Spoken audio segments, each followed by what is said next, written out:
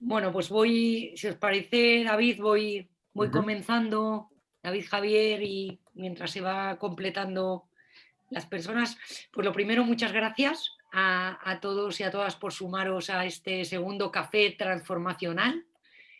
En este caso tenemos la suertísima de contar con Javier Goizueta, al que seguimos hace mucho tiempo eh, y que tenemos muchos, digamos, contactos y amigos en común. Y encima este año tenemos la suerte de que Javier se ha sumado al proyecto del máster que lanzamos recientemente y que comienza en enero como docente.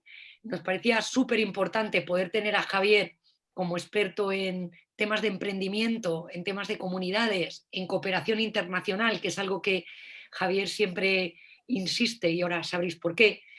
Y hoy más que nunca, además, con todo este tema de la pandemia y del COVID, hemos tomado mucha conciencia de cómo las alianzas y cómo las comunidades y cómo, digamos, todas las sinergias entre diferentes actores hacen los proyectos más potentes, más grandes y más sostenibles. Entonces, darte las gracias, Javier, de que hayas aceptado este reto de charla inversa, donde los protagonistas son otros, ¿no? Y contamos con todas vuestras preguntas. Cuando os inscribisteis, os pedimos que lanzarais una pregunta. Eso no significa que no podáis completar alguna en el chat que tenéis a la derecha mientras escucháis dentro de un ratito a Javier y quizás también Javier os devuelva alguna. Se trata un poco de tener una conversación, ¿no?, grupal entre todos. Y antes de pasar a Javier la palabra, pues le voy a pasar a David Alameda, de la Universidad Pontificia de Salamanca, para que os haga un poquito también de contexto y se presente.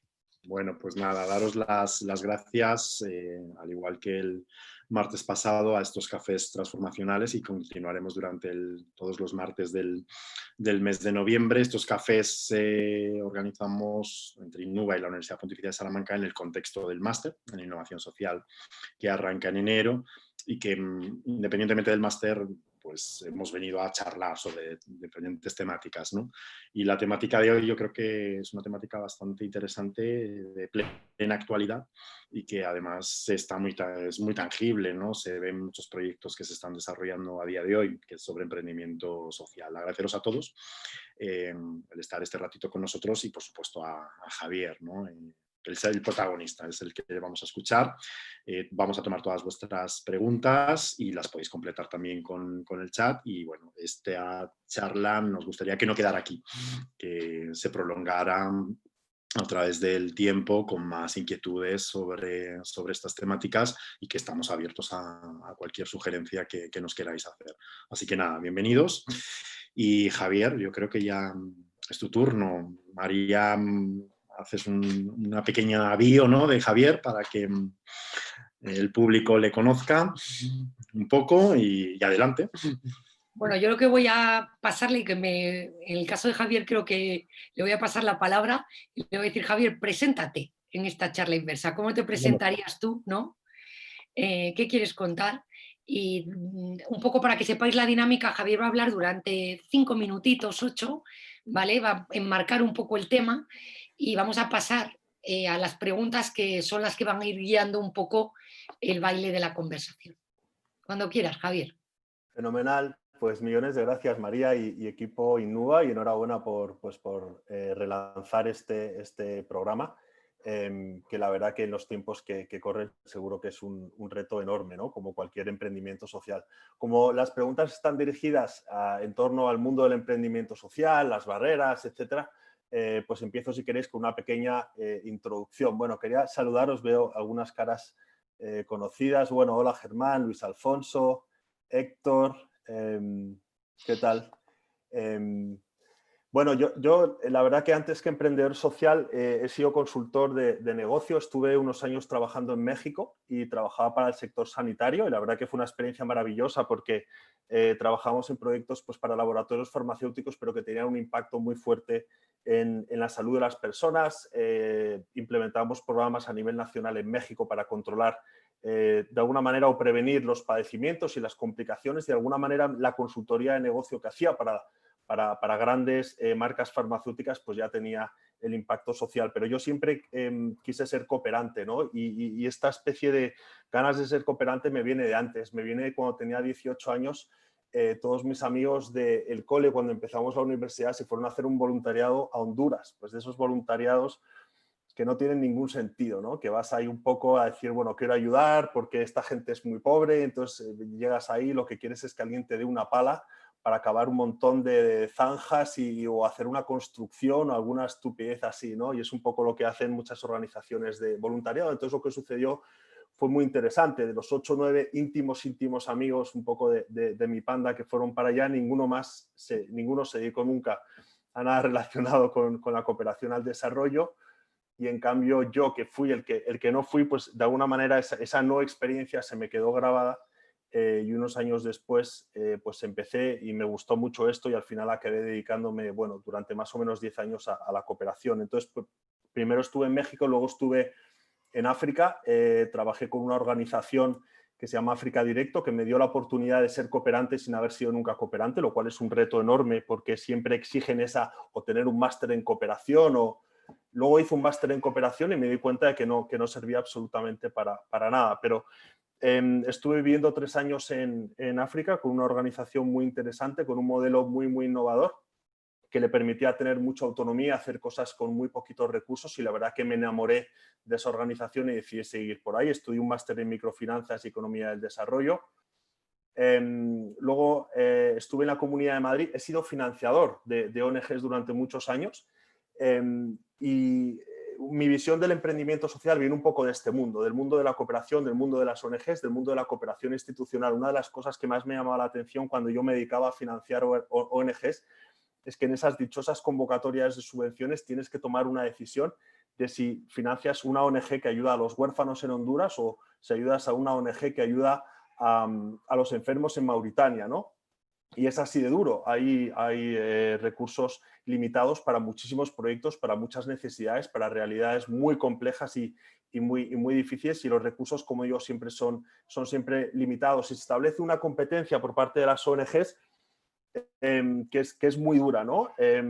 Por esos fondos, ¿no? Y esa justificación de, oye, que es que yo creo que mis beneficiarios lo necesitan más que otros beneficiarios. Bueno, estos, de alguna manera, desencajes o desencuentros con el mundo de la cooperación y el hecho de que cuando trabajaba en México como consultor de negocio quería tener más impacto, cuando trabajaba en África con esta ONG quería más fondos para hacer más proyectos, cuando trabajaba en esa cooperación más institucional financiando ONGs, quería financiar a las que verdaderamente trabajaban con los más pobres de entre los pobres y yo no podía tomar las decisiones 100% de a quién financiar. De repente uno se da cuenta de que lleva unos años en su vida aprendiendo, trabajando, disfrutando mucho lo que hace, pero que uno es un profesional, entre comillas, insatisfecho, ¿no?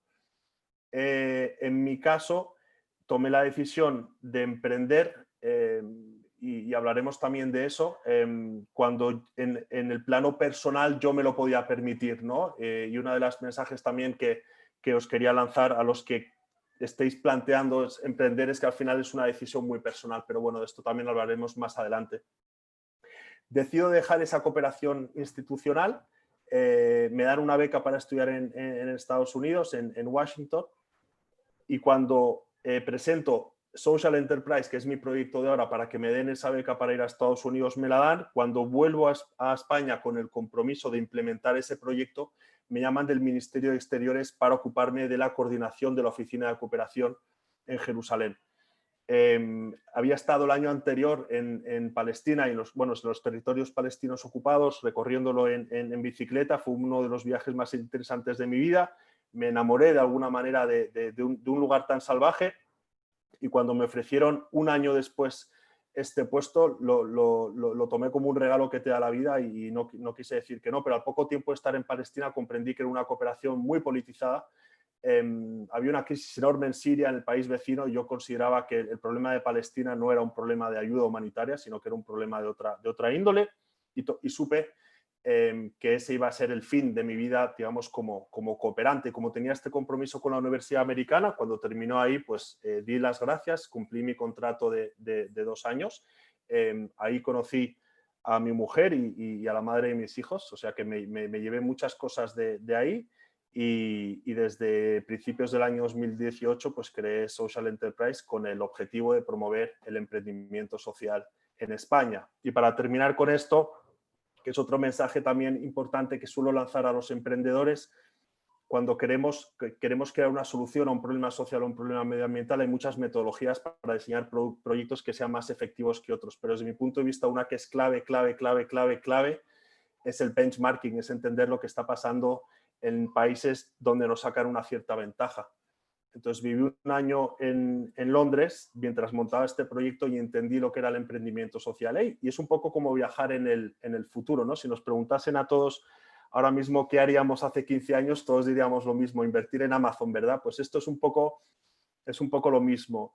Viajas al futuro, a Nueva York, a Londres, a Ámsterdam, a Berlín, entiendes un poco por dónde van los tiros, hacia dónde va el futuro, y luego vienes a pueblecitos como Madrid, pues a un poco con herramientas y con ganas y con una cierta credibilidad para hacer cosas que están funcionando en otros lugares. Así fue como lo hice, ¿no? Entendí que había un proyecto que se llamaba Social Enterprise UK de promoción del emprendimiento social y lo quise montar en España, teniendo muy claro que yo no quería ser el portavoz de un movimiento ni de una serie de empresas, simplemente quería hablar de proyectos que a mí me gustasen. Otro aprendizaje es que en ese momento yo no sabía cómo iba a monetizar Social Enterprise, pero soy un poco filosófico del concepto del dinero y creo que el dinero es una medida de valor. Y creo que cuando creamos valor, y es otro mensaje que suelo dar a los emprendedores, vamos a pensar en el valor y si realmente le estamos dando valor a nuestros clientes o a nuestros usuarios. Y cuando te centras en dar valor, al final los ingresos pueden venir desde múltiples canales. Y bueno, 2 años después de montar este proyecto, pues estoy aquí con vosotros. Fantástico, Javier. Ha sido una presentación con contenido. O sea, ya estamos cabalgando sobre el contenido. Qué bueno. Te queríamos un poco invitar, por seguir un poco con el tema y antes de lanzarte las preguntas, a que marques un poco para los que algunos ya son compañeros y fans tuyos de viaje, ¿no? De los que están aquí, pero otros seguro que se han apuntado para entender un poquito mejor, hacer esa foto, ¿no? Desde tu punto de vista, y queremos que hagas la foto de hoy, ¿no? Que seguro que es muy distinta a la del año pasado y será distinta sobre cómo es hoy el emprendimiento social, particularmente en España, si tienes que hacer una radiografía, una foto, y qué papel juegan las comunidades, en entendiendo las comunidades, el ecosistema, las relaciones en este contexto del emprendimiento social. Te damos unos minutitos antes de ir Bueno, no, construyendo. bueno, yo siempre digo una cosa, ¿no? En primer lugar, soy bastante enemigo de las definiciones demasiado cerradas. Eso se lo dejo a la academia y no solo la academia, sino la investigación en la academia, que, bueno, ellos necesitan definir para establecer grupos de control, establecer comparativas, poder publicar, etcétera, etcétera. Yo no sabría muy bien cómo definir el emprendimiento social y me encanta. Y uno de los artículos que genera más tráfico de nuestra página web es que es una empresa social, y ahí lo que decimos claramente es que no lo tenemos muy claro, ¿no? Y que es bueno que no lo tengamos muy claro. A mí me encanta que en el emprendimiento social nos encontremos todos los inconformistas, ¿no? Ya que llamarle empresa social, emprendimiento social, pero se podría llamar de otra manera. Se puede llamar propósito, se puede llamar impacto social, se puede llamar transformación social, se puede llamar una vida ancha y maravillosa. O sea, se puede llamar de muchas maneras. Para mí el emprendimiento social tampoco es un sector, no es un grupo de empresas ni un grupo de personas, sino que es un conjunto de herramientas y de habilidades que yo creo que necesitamos los profesionales. Necesitamos los profesionales un poquito más senior, un poquito más junior, y creo que el mundo será un lugar mejor cuando el emprendimiento social no sea una asignatura de quinto de carrera de los programas de empresariales, sino que sea algo de lo que se empieza a hablar en primero de Derecho, en primero de Relaciones Internacionales, en primero de Ingeniería, etcétera, etcétera. En el contexto de crisis, como en cualquier contexto, yo creo que tenemos todos que afilar un poco el ingenio, dejarnos de tonterías, dedicar probablemente más tiempo a trabajar de manera más efectiva y a intentar trabajar pues a través de alianzas, que es uno de los componentes clave muchas veces en el emprendimiento social que hace que las propuestas de valor de los emprendedores sociales pues sean más ricas. Y en cuanto a las comunidades, pues siguiendo un poco con lo que decía también, en un contexto de crisis, yo creo que lo que subyace a las soluciones y alrededor de ellos pues se crean comunidades de manera bastante natural, María. Fantástico. Pues si os parece vamos a ir lanzando a Javier preguntas que hemos recopilado. Os invitamos en el chat también, a medida que vamos conversando, formular alguna nueva. Vamos a empezar con una que además nos llega también a Ainhoa de forma muy habitual y que se ha repetido, que tiene que ver con las barreras, ¿no? Con las dificultades, con las sombras. A veces contamos todas las cosas bonitas, Javier, pero nos cuesta contar lo que cuesta más, ¿no? Tú como testigo y como facilitador y como mentor de un montón de emprendedores, y tú también como emprendedor, ¿cuáles son las barreras o los obstáculos que nos vamos a encontrar si nos animamos? Pues la verdad que no sabría por dónde empezar. Hay uno que es muy claro, y yo creo que hablando de España, es un poco el papel del Estado y el papel que tiene el Estado en España, el excesivo gasto por una cuestión estructural, impuestos que son absolutamente abrasivos. Yo soy bastante enemigo no diría tanto de un estado muy grande, sino de lo que conocemos hoy en España, que es un estado muy inefectivo, y eso al final merma mucho la creatividad, ¿no? Cuando en España estamos en unas posiciones muy retrasadas según el GEM en emprendimiento, y el emprendimiento social es emprendimiento, y también es una cosa que me gustaría decir, cuando Aguara saca una marca de agua, está compitiendo con Coca-Cola, y no está compitiendo con otra marquita de agua que a lo mejor está haciendo otra cosa, o cuando los colegas de Buen Café salen al mercado con un producto tan chulo, sostenible, en fin, que a mí me encanta su café, pues están compitiendo con Nespresso, ¿no? Entonces yo creo que el emprender es desarrollar la creatividad, que es una de las habilidades clave para ser feliz en la vida desde mi punto de vista. El Foro Económico Mundial ya dice que la creatividad es la habilidad clave número 3, era la número 16 hace unos años, y va remontando, porque la creatividad no es pintar, no es esculpir, es crear soluciones, y emprender es creatividad. Entonces, con mucho Estado, con muchos gastos, con impuestos, al final lo que hacemos es buscar la seguridad, ¿no? Entonces, lo que hace falta en España para emprendedores sociales, que como digo, somos emprendedores normales, emprendedores convencionales, lo que hace falta es que nos faciliten emprender, ¿no? Reducir muchísimo la burocracia, y también por una cuestión cultural en España, que a cada emprendedor se le admire, que una persona que ha creado una empresa, que le ha ido bien, pues que no se le critique, que no se le odie, ¿no? Que no se le tenga envidia, y que se le admire. Y en Reino Unido hay un programa que es un reality show, que yo sueño con que un día exista en España. Es un reality show donde emprendedores cuentan su proyecto de emprendimiento a una serie de inversores. Es un reality y es una competición, y está en una cadena mainstream, y todo Inglaterra lo ve. Y es muy interesante porque se está hablando de emprendimiento a las 6 de la tarde en una cadena mainstream en Inglaterra. Yo creo que eso todavía no va a pasar en España, pero a lo mejor el año que viene sí. Lo que hace falta es eso, ¿no? Que entre todos entendamos que esto es muy difícil, y que a las personas que se arriesgan, que trabajan y que crean empleo, pues hay que admirarles. Muchas gracias. Otra pregunta que aparece también para seguir conversando tiene que ver con la diferencia o la distinción entre el emprendimiento social y el intraemprendimiento, ¿no? Sabemos un poco que los perfiles del futuro van a combinar probablemente varias profesiones, ¿no?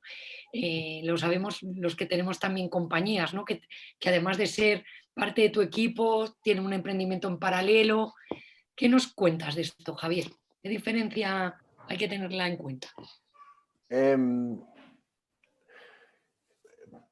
Bueno, está un poco relacionado con algo que decía antes de que emprender al final es tener una serie de habilidades que tienen que ver con la empatía, con la creatividad, con saber dónde hay que poner el foco, con el pensamiento crítico, y eso sirve, como decías tú antes, María, para las personas que en un momento de su vida se ven en una situación personal en la que se pueden permitir o se atreven a liderar un proyecto, y también a las personas que trabajan para grandes organizaciones. Hay una alumna mía que está liderando un proceso de transformación dentro de Procter & Gamble, ¿no? Y es una persona que, bueno, pues que participó en un programa de formación mío.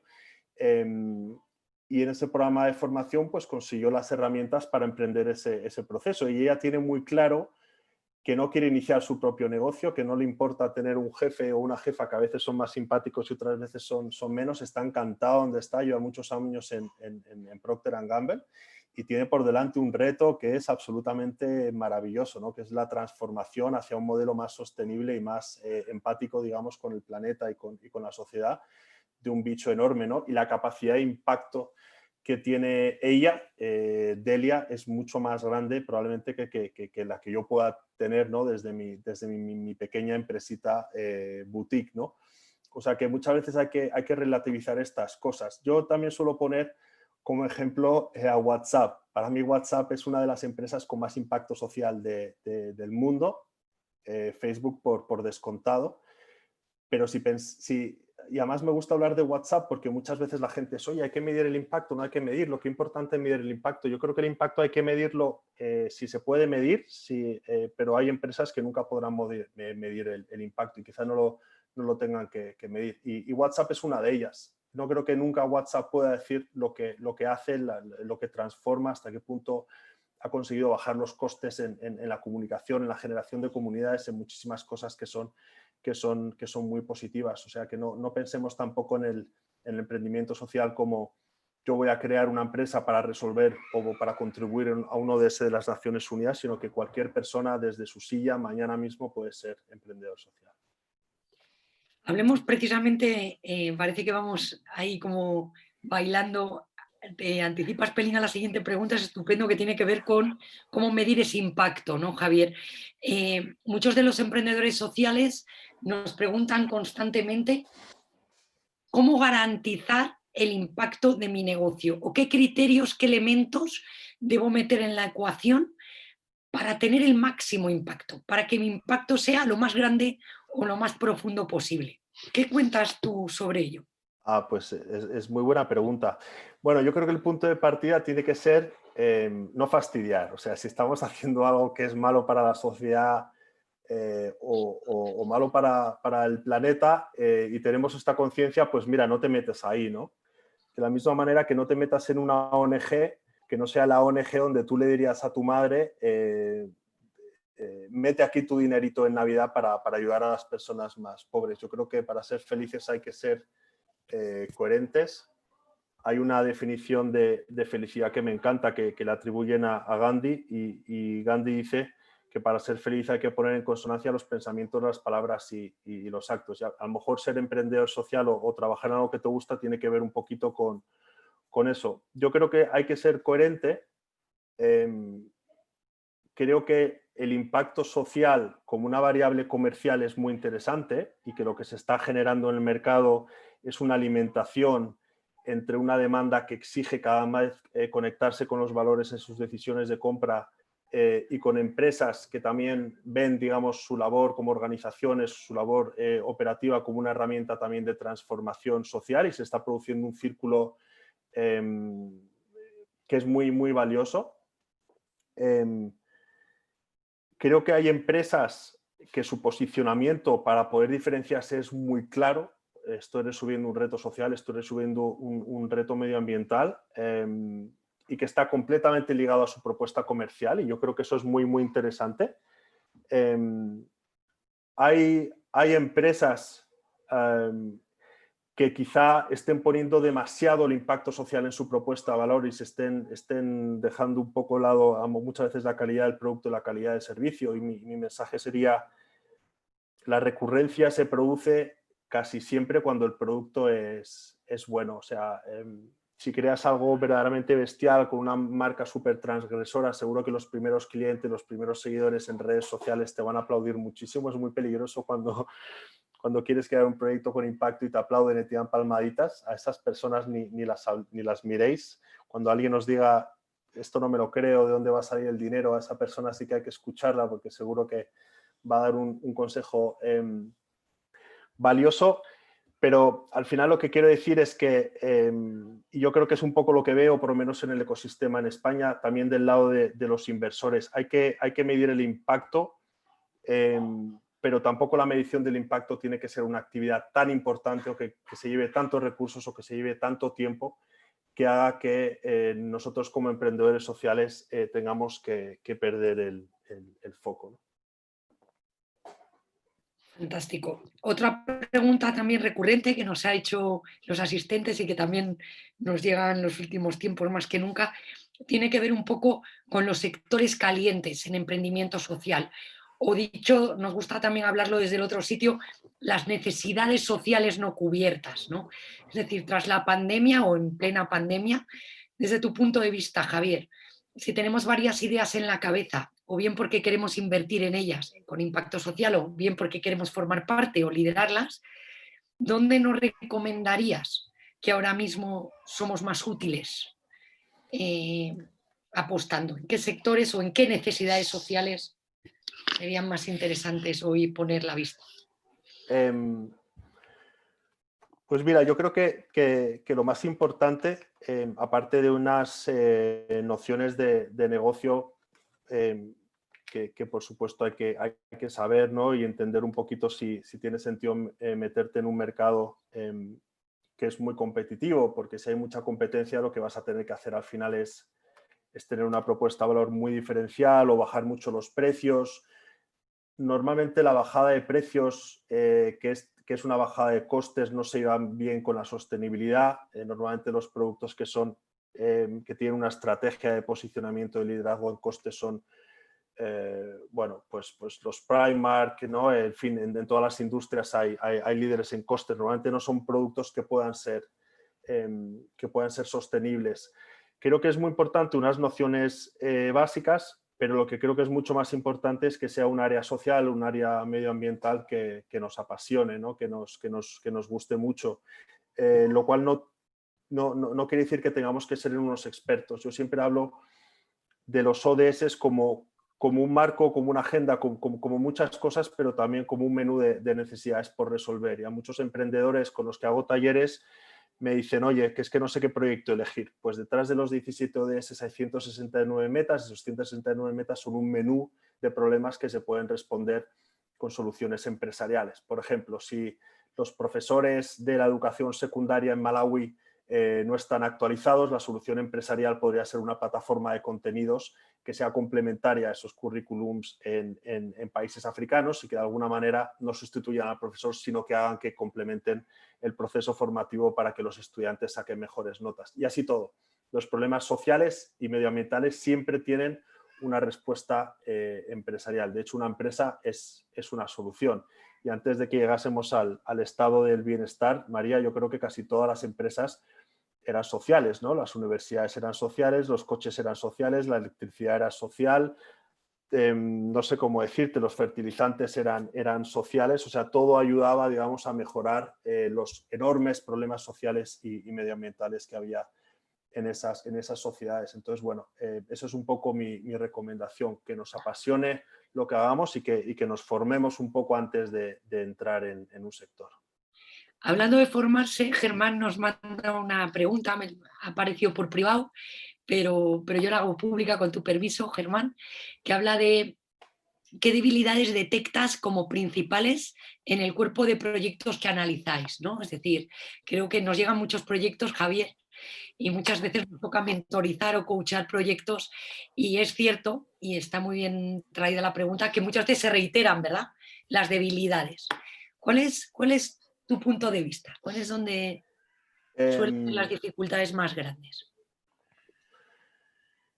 Bueno, esto se ve en los emprendedores sociales muchas veces y creo, vamos, sé que es un área que cubrís en el máster, ¿no? Todo lo referente a herramientas y procesos de emprendimiento. Emprender es difícil, pero si sigues unas pautas va a seguir siendo complicado. Pero yo creo que si seguimos unas herramientas y unos procesos, tenemos muchísimo ganado y tenemos mucho más control sobre el resultado de nuestros esfuerzos del que queremos. El problema es cuando no seguimos esos procesos. El problema es cuando no somos conscientes de que tenemos unas hipótesis de valor en la cabeza y que son solo eso, son conjeturas, son hipótesis y muchas veces son visiones segmentadas por nuestra experiencia previa. Cuando somos emprendedores sociales o medioambientales, además, como tenemos un corazón muy grande y queremos ayudar a la gente o queremos salvar al planeta, etcétera, pues entonces ya el nivel de ceguera es casi total, ¿no? Entonces, para esto sirven estos procesos. Yo creo que la validación es fundamental, el hablar con mucha gente.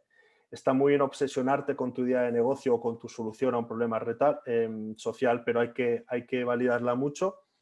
Y lo que a mí me pasa, María, no sé si estarás de acuerdo conmigo, pero sobre todo es eso, ¿no? El enamorarnos completamente de una solución y olvidarnos muchas veces que la propuesta de valor en un modelo de negocio no es el modelo de negocio.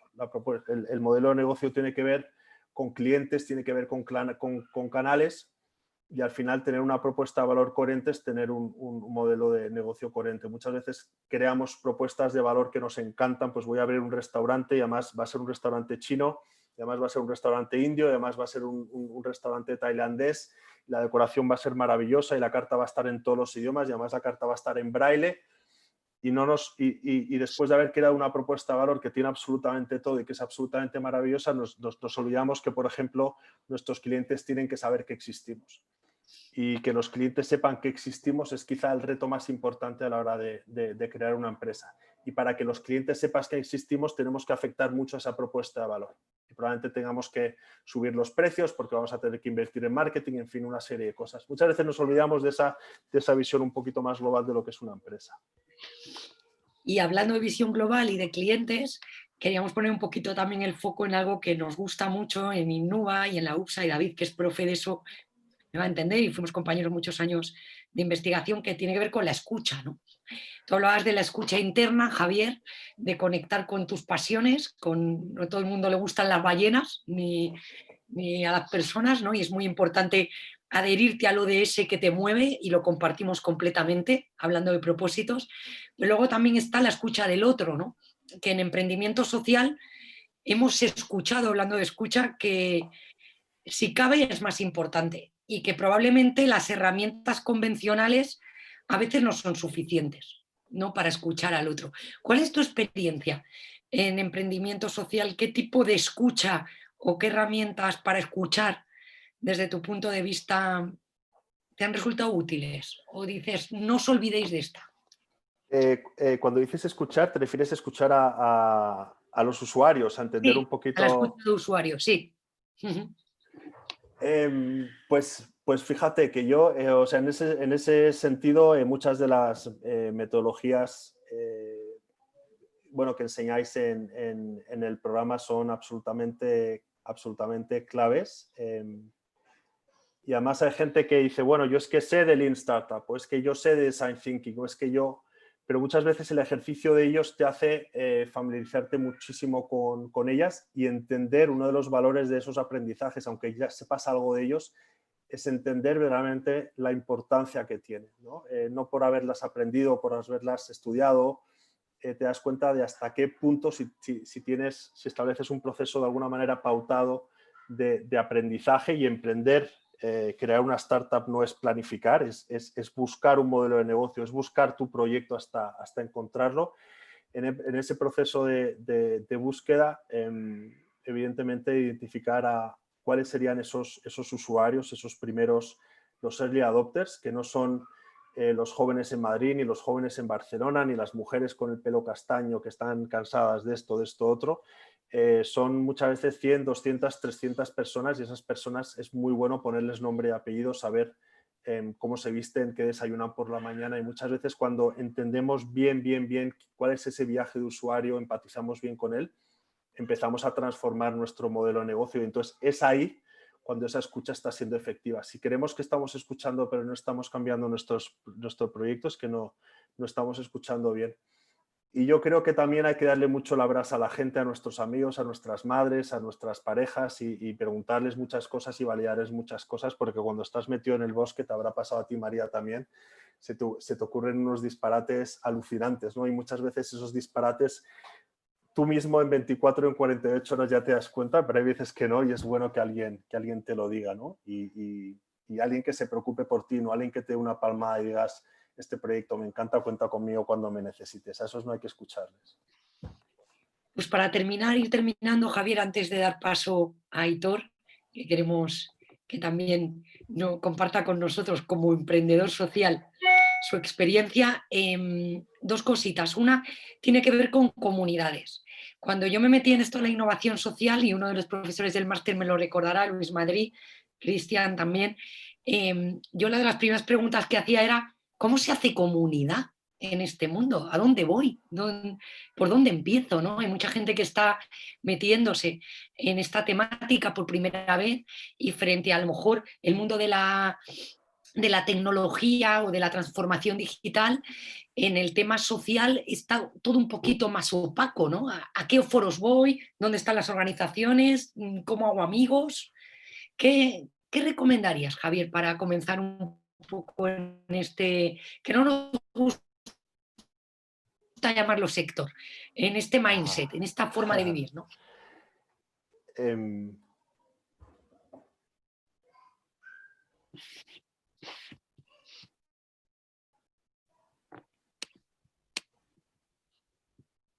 Perdona que...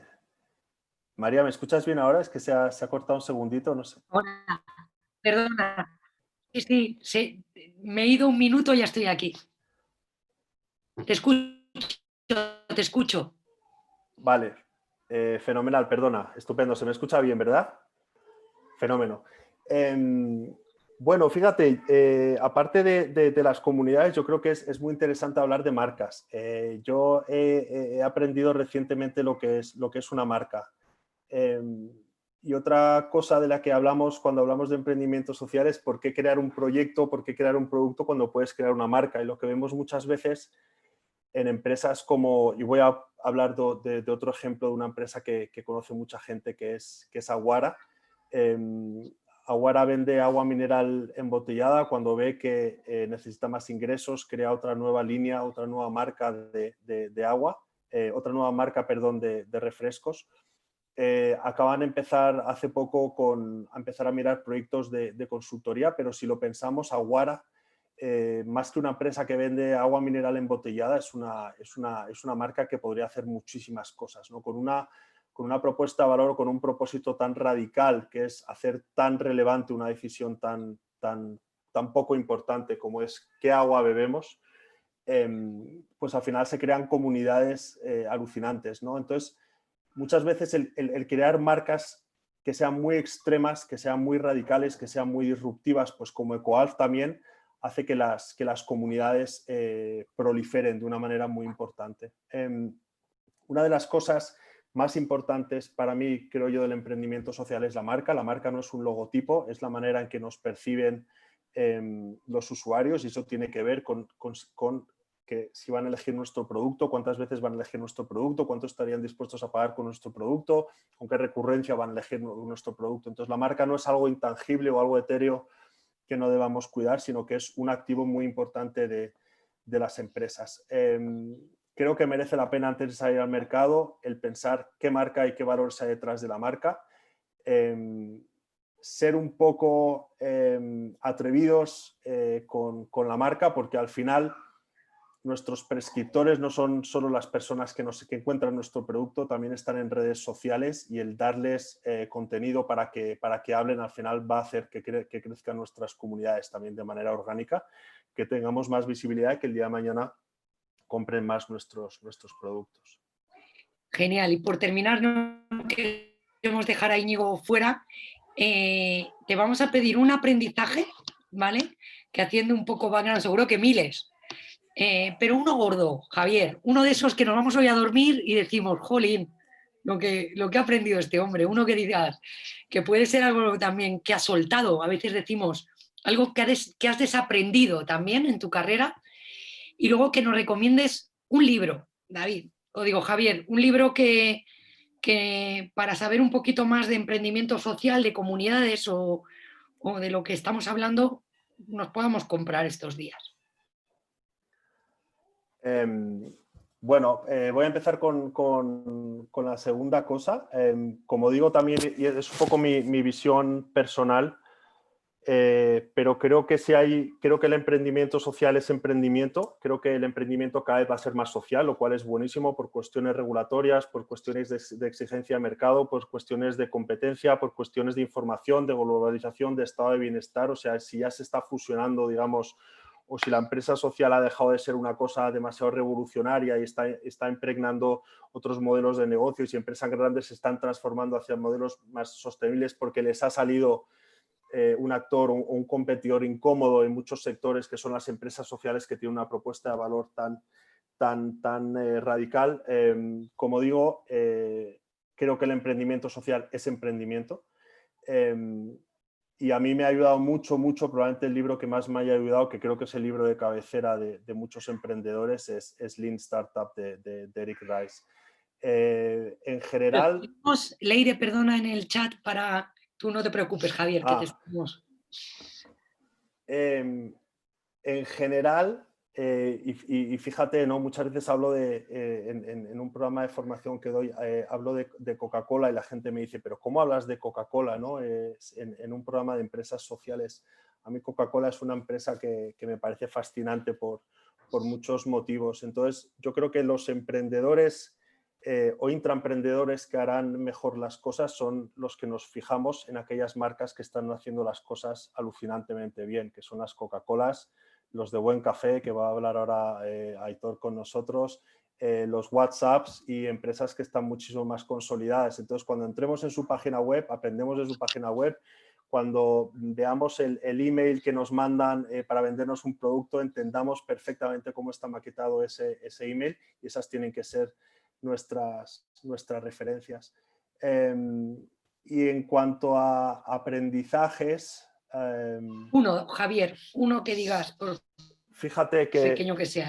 Fíjate que voy a volver sobre mis palabras, pero lo decía antes, ¿no? Es esa definición de felicidad, de poner en consonancia pensamientos, palabras y actos, ¿no? Entonces, cuando tenemos la inquietud de transformar nuestra empresa, de darle ese valor social, de emprender socialmente, en fin, de algunas de las oportunidades o salidas o vías que ofrece vuestro programa, el tomarlo también como decir, oye, pues me voy a dar este regalo porque sé que este programa me va a transformar, y independientemente de cuál vaya a ser el sector o cuál vaya a ser la función o cuál vaya a ser la silla, el saber que esa experiencia va a ser transformadora y va a ser creativa. Un gusto, Javier. Nos quedan, preguntas a troche y moche, pero como vamos a seguir hablando y muchos de vosotros vais a poder disfrutar de Javier en las sesiones del máster, pues, y seguro que en otros espacios, te lo agradecemos un montón. Queremos, hablando de marcas, que es que, parece que de verdad todo esto está ensayado y no lo está, lo juramos. Queremos dar paso a una marca de la que estamos súper orgullosos por haber conocido. Yo les conocí en otra vida, cuando yo me dedicaba a marcas, a temas de marcas. Ya entonces tenían esa sensibilidad. No es casualidad que se llamen De Buen Café. A ver, este nombre es que es un gran nombre. Cuando les conocimos dijimos, esta gente sabe de marcas. Y De Buen Café es una compañía de café sostenible, pero es mucho más que eso. Cuando les conocimos, les acompañamos en la formulación del propósito, de ese para qué que hoy tiene Buen Café, y Aitor os recordará, pero sobre todo quisimos formar parte de su propuesta como testigos, y para nosotros fue un gran experimento de qué se quita de formar parte de un emprendimiento social que responde a una necesidad urgente y que además, como bien decía Javier, no está todo escrito, ¿no? Aitor y Miguel tienen muy claro, entonces eso fue una de las cosas que más nos atrapó. ¿Y eso? Bueno. Le doy paso a qué tiene que ver De Buen Café en este contexto del emprendimiento social, y cómo Aitor, el tema de las comunidades os ha ayudado al proyecto, ¿no? Sí. Hombre, pues primero muchísimas gracias por invitarnos a contar un poquito nuestra historia. Gracias a Javier por cómo nos ha puesto. Bueno, estamos impares con Coca-Cola. La verdad es que nosotros nacimos como emprendedores sociales, pero sin saberlo. O sea, nosotros nos habéis abierto los ojos todo este ecosistema de decir, vosotros sois sociales, ¿no? Porque nosotros nacimos como emprendedores puros y duros, pero sí sabíamos que había muchas cosas que no nos gustaban de la vida anterior, como tú dices, ¿no? A mí, desde la época de estudiante, me rayaba mucho cuando decían que el único objetivo de la empresa era dar beneficio al accionista y decir, pues no, yo no quiero eso, ¿no? Yo quiero hacer algo más. Entonces, lo que sí teníamos claro es lo que no nos gustaba de las empresas donde estábamos antes. Empezamos a entrar en el sector del café y no nos gustaba que se contamine tanto para tomar un simple café. No nos gustaba que solo se mire el coste y que se esté produciendo en otros sitios y, sin embargo, haya posibilidades de producir aquí y dar mano de obra a gente que lo necesita, que necesita estar ocupada realmente. Por eso manipulamos todo con asociaciones como Juan 23, con los cuales buscamos grandes alianzas. No nos gustaban muchas cosas que son las que luego al final, cuando hemos entrado en este ecosistema que dices, son los que he dicho, pero si sois realmente sociales, ¿no? O sea, estáis fabricando en España, trabajando todo con empresas españolas, trabajando con fundaciones, trabajando con ONGs y haciendo una labor importante con las cápsulas compostables y el café ecológico, ¿no? Entonces, el tema de las alianzas, como decías, a mí es una de las cosas, cuando hablan de los ODS, hay otros más llamativos, ¿no? Pero este tema de las alianzas es una pasada. O sea, nosotros, siendo muy pequeñitos, cada vez somos un poco más grandes, pero cuando empezó todo el tema del confinamiento, en la primera vez, pues nosotros se nos ocurrió que podíamos ayudar a dar café a centros sanitarios que lo necesitaban porque estaban trabajando mucho, y enseguida surgió un montón de gente alrededor, gente que nos ayudó y que entre todos, que nosotros solos no hubiésemos podido hacer, hemos conseguido dar más de 70.000 cafés, ¿no? Con lo cual decir, ostras, son cosas que haces, ¿no? Y gente, una empresa pequeñita como la nuestra, pues puede estar ahora pues cerrando acuerdos con centros como el ICO o con empresas grandes, que te une más este tema social que el tamaño de empresa, ¿no? Nosotros ahora mismo estamos en proceso de ser B Corp y es increíble, o sea, llamas a Danone y se te ponen al teléfono y decir, pero tío, o sea, porque hay ese entramado de empresas que la verdad es que te hace sentir a gusto, ¿no? Es decir, luego el dinero vendrá o no vendrá, pero bueno, ser emprendedor también a cierta edad tiene esa idea, ¿no? No esperas dar el pelotazo, sino hacer algo bueno por la sociedad y que te guste contarlo. Es algo de lo que nos llena mucho. Muchas gracias, Aitor. Para nosotros también sois un ejemplo y nos parecía muy importante traerlo para romper creencias limitantes de que uno puede arrastrar todas sus competencias y habilidades del pasado, lo hemos hecho muchos, y traerlos a un nuevo para qué, a un nuevo propósito, ¿no? Es decir, que no tienes que disfrazarte de emprendedor social, ni muchísimo menos, sino, como dices tú, canalizar tu competencia con otro para qué, ¿no? Y eso nos parece muy importante porque a veces se entiende el emprendedor social, ¿no?, con unos prejuicios y un arquetipo que son muy nicho y podemos serlo todos. Pues os agradecemos que estéis aquí a De Buen Café, que volvamos en otros cafés con este De Buen Café. Agradecemos a todos la participación. Os dejamos, como dice aquí en el chat Leire, el link al programa del máster, que algunos preguntabais, ¿qué tipo de formación, qué tipo de herramientas, ¿no? ¿Por dónde empiezo? Bueno, este máster lo fabricamos, lo codiseñamos durante casi 6 meses la Universidad Pontificia de Salamanca, INUBER y algunos y varios de los docentes que participan. Está hiper pensado para trabajar luego en la vida real. Nosotros trabajamos en la vida real, trabajamos con gran compañía y con pequeña. Teníamos claro que tenía que ser un máster práctico, operativo, que la gente saliera no con un título sin más, sino con un camino de futuro y, como nos gusta decir, con una transformación personal. He podido juntar a estos 21 docentes que nunca han participado a la vez en un programa así. Nosotros nos vamos a apuntar como alumnos, los que somos profes ya estamos peleándonos, que yo quiero ir a tus clases y esto. os pedimos, independientemente de que os apuntéis, que le echéis un vistazo a las temáticas, porque independientemente de con nosotros, y os lo decimos de verdad, creemos que son las temáticas del futuro y os animamos a bichear desde ya en libros y en bibliografía sobre ello. Y quedamos a vuestra disposición. David, si quieres, te paso la última palabra y cierras tú. Vale, pues nada, simplemente daros las gracias por haber participado en este café, dar las gracias a Javier, que queda mucho pendiente, ¿no?, de hablar. Simplemente nos ha soltado pildoritas muy interesantes y que entran muchas ganas de seguir conociendo, sobre todo, por concluir, sobre todo la experiencia, ¿no? Yo creo que ha sido un buen ejemplo el café de hoy de la experiencia real, ¿no?, de lo que es el emprendimiento social. No solamente el disponer de teorías o de herramientas, sino hemos tenido el claro ejemplo de en qué consiste esto con su propia experiencia y más la experiencia que le quedará, lógicamente, ¿no? Entonces, simplemente, pues también darle las gracias a Javier y ya tendremos más tiempo para compartir con él más espacios como este y con todos vosotros.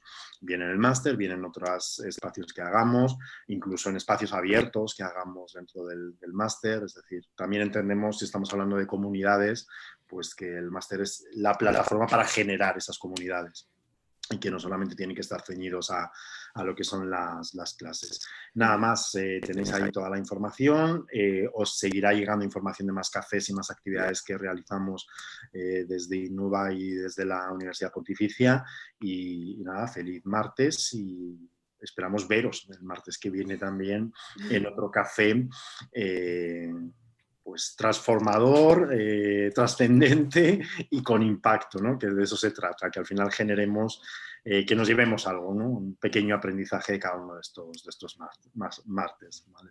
Pues nada más, gracias a todos. Muchas gracias. Gracias, Leire, Víctor. Gracias. Gracias. Gracias. Hasta luego. Adiós. Gracias a todos.